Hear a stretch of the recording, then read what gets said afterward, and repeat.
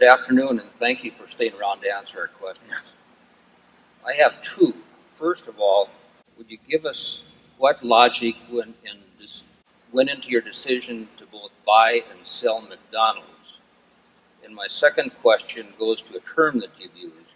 You talked about the caliber of the shareholders of Berkshire Hathaway. How do you define the caliber, and what difference does it really make? Well, it makes a lot of difference, and our idea of a high caliber group is one that is just like us. And that's not entirely facetious in that we basically want shareholders who look at the business the same way we do, because we're going to be around running something, and what could be worse than having a group out there had a whole different set of expectations than we did, and that evaluated us in a different way, or all of this sort of thing. I mean, if you are going to, you're going to have a given number of shares outstanding. Let's say we have the equivalent of 1,200,000 and some thousand A shares.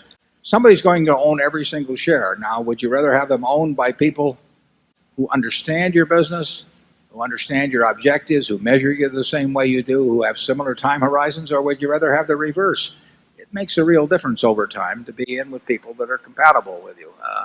So it's a significant plus to us, the operation of the business, and it leads to a more consistent relationship between price and intrinsic value when you have a group like that, because they understand themselves and they understand the business, and they're not likely to do silly things in either direction. So you get a much more consistent relationship than if we had a whole bunch of people who were thinking that the most important thing in evaluating this business was next quarter's earnings. The question about McDonald's simply is, it's an outstanding business, and we don't talk about it when we buy it. We don't talk about it if we sell it. Charlie? Yeah, the question of what difference does it make to the management who the shareholders are?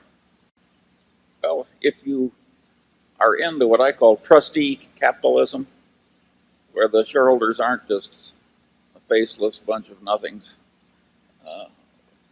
but you feel as a kind of a hair shirt an obligation to do as well as you can by the shareholders, well, wouldn't you rather feel an obligation to people you liked instead of people you didn't like? Yeah, let's say you were running a business and you had a choice of 3 owners. You could have 100% of it owned by whatever your favorite philanthropy is. You could have 100% of it owned by the U.S. government, and you could have 100% owned by the worst person you can think of in your hometown. I mean, I think it would make a difference in how you felt about going to work every day.